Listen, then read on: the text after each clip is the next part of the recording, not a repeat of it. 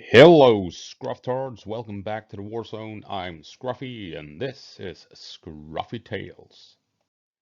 And having made 4 videos going over the equipment and weapons and what have you that the Nordic countries have given to Ukraine in order to help Ukraine defeat Russia, I figured why not make a highlight video where we cherry pick the best parts of those videos and just jam it all together to see, how Nordic weapons are helping Ukraine defeat Russia in this war. And so each country, Sweden, Finland, Denmark, and Norway, they have their own video, and I'll try and remember to provide links to it all down below. So, oh, bumped the mic. Anyway, let's get down to business. And here we have the pride of Sweden, CV90, the Combat Vehicle 90, or as we say in Sweden, Stridsfordon 90. Learn it, that's the correct pronunciation. And here we have it with the big 40 millimeter Bofors, and we have Barracuda camouflage and what have you.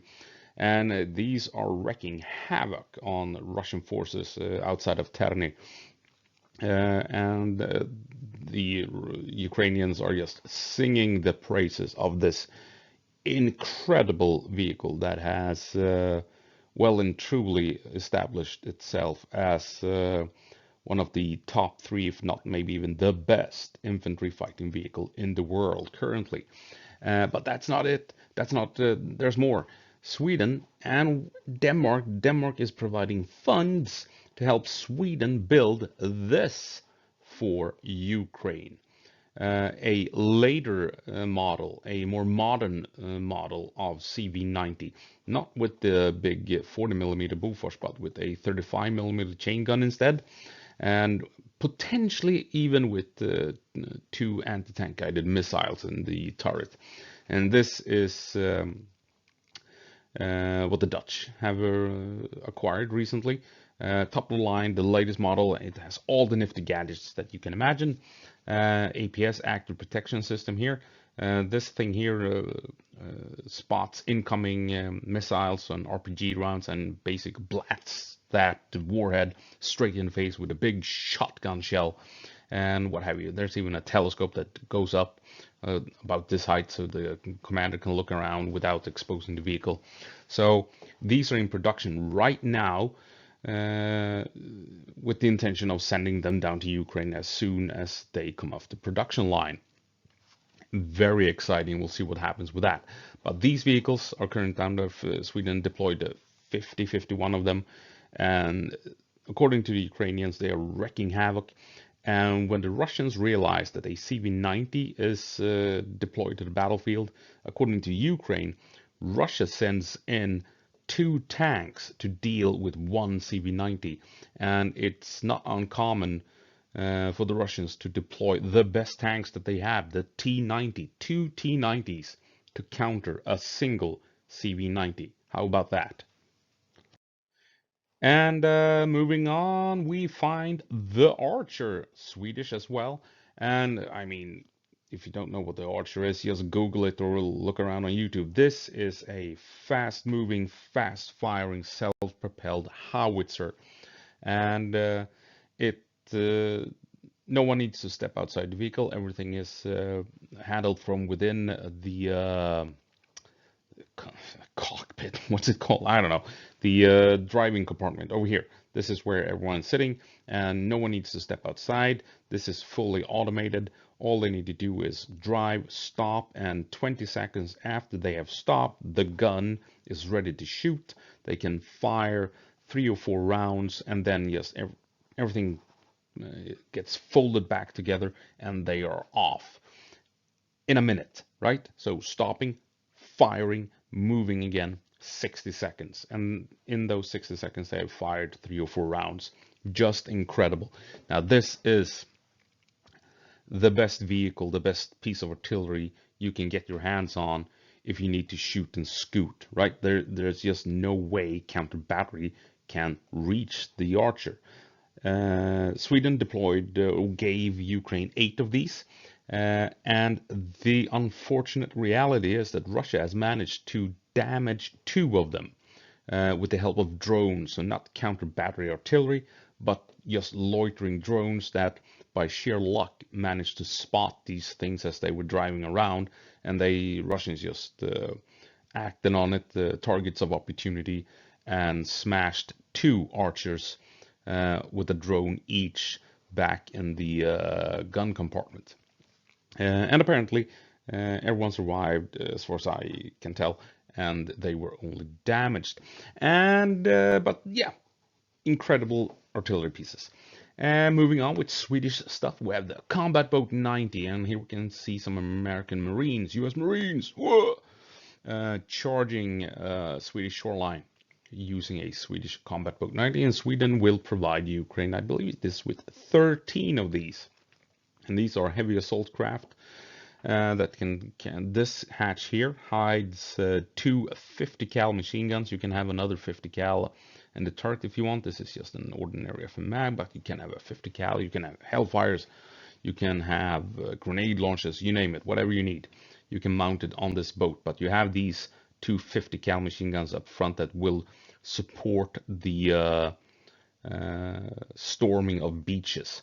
And what you do is, it's basically a modern Viking longship. Shallow draft, it can just drive straight up to the beach, and then a bunch of very angry warriors jumps out, as you can see here, boots on the ground, and you charge into battle straight away. So it's a modern Viking warship, basically, same premise. And you just drive straight up to the shoreline, straight up to an island, whatever, and you jump out of the boat straight into combat, just like the Vikings did, like 1,000 years ago. So back to basics, basically.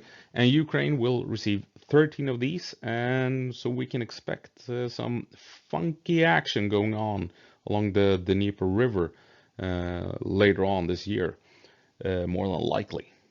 And next up, we have RBS-70, a short-range surface-to-air missile operated by 2 or 3 guys, quick to fire, quick to reload, and it's said to be unjammable because it ignores flares, it ignores chaff,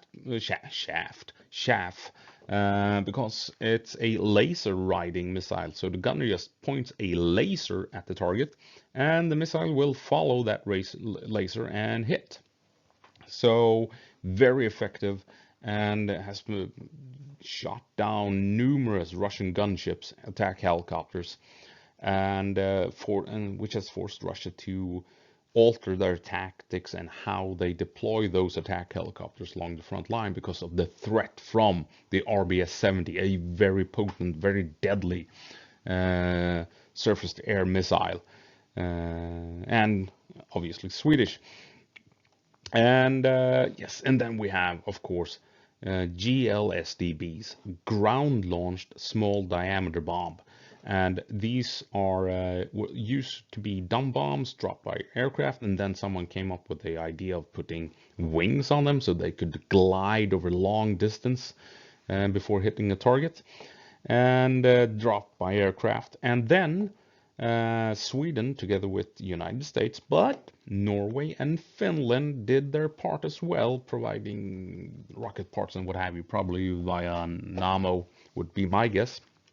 So they provided the rockets, and Saab and, is it Boeing, then figured out how to put the rocket onto all of this and get them launched into the air. And once this thing is rocket launched into the air, the wings extend, and it does the usual thing. It glides all the way over to the target. So ground launch, small diameter bomb, Swedish with American help, and then you have, Norway and Finland doing stuff in the background. But very effective, and a weapon that Ukraine has been waiting for a long time. And if I'm not entirely mistaken, no one has really used these at all except for Ukraine. They're that brand new. They just went straight from the testing phase to the front line in Ukraine. And it's going to be interesting at the end of the war to see just how effective these brand spanking new weapon systems uh, have the success rate and all of that stuff. Anyway, we're rambling, moving on. And now we have the big boys. Here we have Carl Gustav. We have 84. It's P. Scott, and don't try and tell me anything else. And the same N-law. No, no, no. This is RB57. It's not an N-law, it's an RB57. And this is a P. Scott, and this is GRG. Uh, the ultimate armor destroying weapons designed to be used by ordinary infantry. Right, I mean, the GRG Carl Gustav, it's been around since 1948. And, you know, you can destroy anything with it, basically. Anything short of a tank. The British used it to attack Argentinian warships in the Falkland Wars. During the Congo crisis, Swedish soldiers obliterated buildings to force militia and rebels on the run. And United States Army Rangers used flechette rounds, like turning this into a massive shotgun, basically, to fight off hordes of Taliban in Afghanistan. This is a weapon that is no joke. You put the correct round into it, and it will mess up who's ever downrange. You can, it has airburst capability. You put in a round and adjust the timer so that you're roughly, okay, they may be hiding behind a hill at 150 meters. Adjust it to pop at 150 meters, and then you get an airburst, showering the enemy with pellets from above. It's just, it's versatile, it works, and it's deadly as hell. And then you have P. Scott, internationally known as 84, and it's basically this one in a one-time use version. Same caliber, same type of warhead. It's not rifled like this one. It's more of a rocket launcher kind of. But you know, it's one shot, disposable. You fire it, then throw it away. This one you reload. But you get the 84 millimeter warhead. 84 millimeter warhead. So very capable weapon system against IVs, APCs, buildings, and what have you. And but this here, RB57, the N-law, the British provided Ukraine with 5,000 of these just prior to the invasion.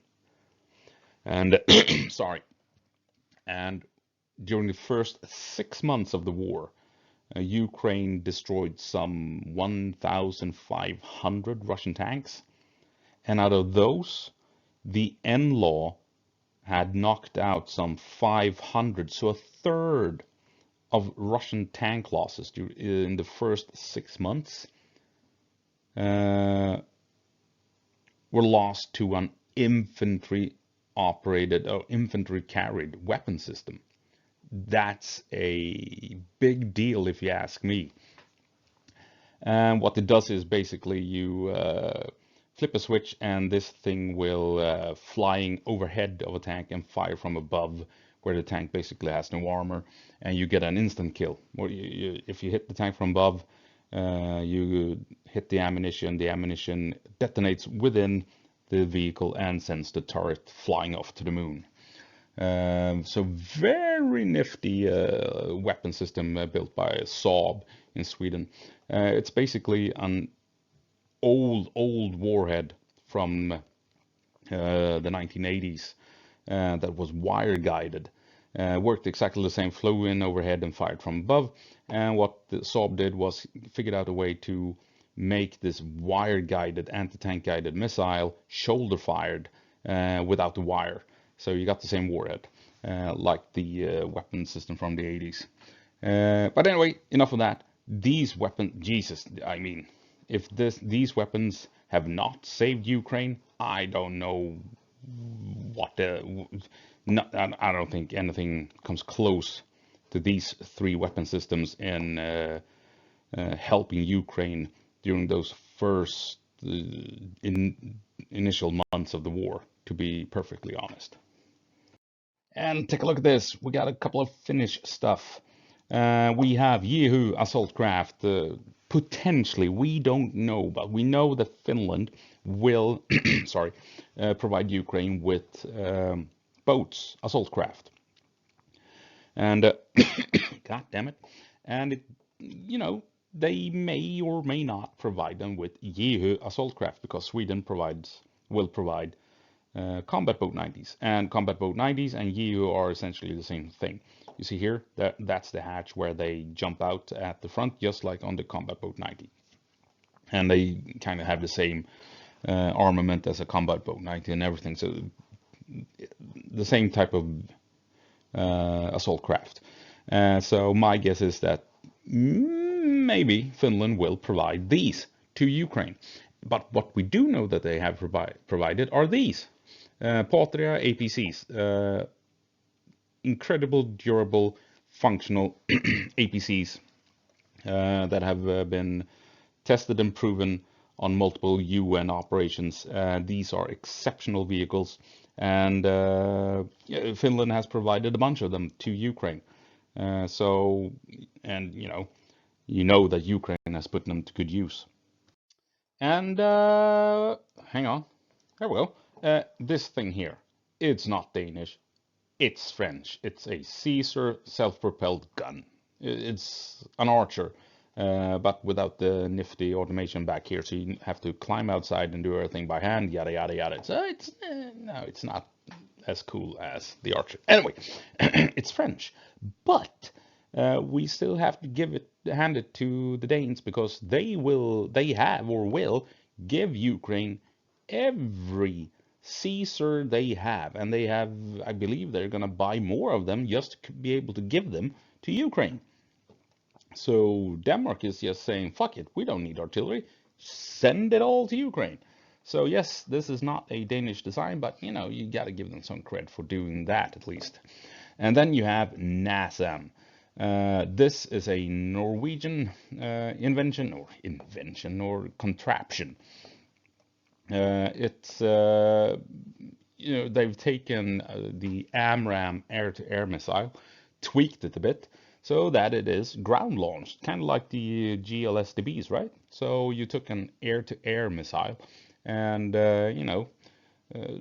tweaked it, hit it with a hammer, and all of a sudden you could fire it from the ground instead of an aircraft. So that is what this is. This is a surface-to-air missile system that the Norwegians have come up with and made on their own, relying on the American AMRAAM air-to-air missile.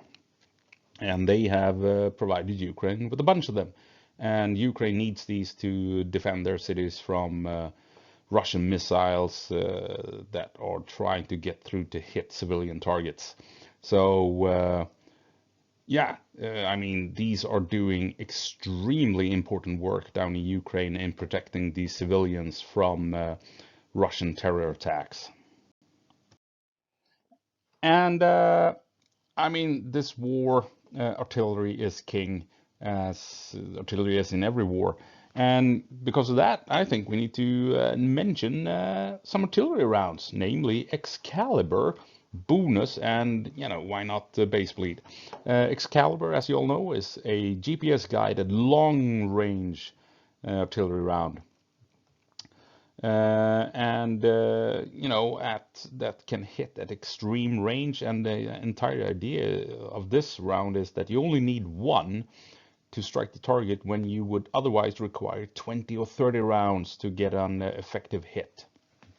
So big difference. Instead of firing 30 rounds at extreme range, you only need one with the Excalibur. And yes, this is a Swedish artillery round in cooperation with the Americans, but never mind that. And then of course we have bonus, also a Swedish artillery round. The French may have been involved, but yeah, ignore that. So what it does is it carries two submunitions, and high up in midair, the artillery round comes apart and releases these two submunitions. And what they do then is scan the ground for armored targets, and then they kind of guide themselves in towards the armored target, and then commit to a top attack, right? So it fires a heat penetrator, right? A liquefied beam of metal of some sort, metal, copper usually, and striking the armored target from above, just like the M-Law, and you have a guaranteed kill. So you can actually hunt artillery, hunt tanks with artillery, which is quite incredible. And then you have base bleed. Base bleed is a Swedish invention. The Swedes came up with this in the 60s. You put a tiny rocket basically at the end of each artillery round, and the boost from the rocket, it's not the rocket boost itself that makes the artillery round fly farther. What you do is you affect the slipstream behind the artillery round somehow that makes it more aerodynamic. What it is, something along those lines. And because of that small thrust that affects the aerodynamics of the round, you gain range basically. So no, it's not a rocket boosted artillery round, but that small rocket affects the atmospheres at the end behind the artillery round somehow. I don't understand the physics of it, but that's what it does. It makes the round go farther. And around the 70s or 80s, Sweden gave up the secret stuff surrounding base bleed technology. And now today, everyone is using it. So yeah, but enough of that. We have a bunch of artillery production in the Nordic countries. We have Nammo with Norway and Finland producing gunpowder and artillery shells and what have you, and then they ship them all to Sweden. And in Sweden, they, put it all together to create artillery shells that are then deployed, shipped down to Ukraine. And production has been increased. Funds have been provided to increase production even further, and they are currently working around the clock, 7 days a week, 24/7, to produce artillery shells for Ukraine. So Norway and Finland, they are producing the individual parts basically, and then in Sweden they put it all together to be shipped down to Ukraine. And so yeah, so if you want to check the individual videos for each country, I mean, hopefully I will remember to provide links in the description, so take a look. If I've forgotten about it, yell at me in the comment section, or just scroll through my videos. But there's a Danish video, there's a Finnish video, a Norwegian video, and a Swedish video. And the Swedish is the longest because, Sweden is good at building stuff that goes boom. So yeah, that's basically it. And that's all I have for you. Some Nordic weapon systems that has been shipped to Ukraine, or that will be shipped to Ukraine, that will help Ukraine to defeat Russia in this terrible, horrible war. And it's the right thing to do. I'm proud to be Scandinavian, proud to be Nordic, and proud that the Nordic countries are doing everything they're doing to help Ukraine win this terrible war that Russia started for no reason whatsoever. And so I hope I'll see you in the next one. And as always, go på marsch, Ukraine. Give them hell.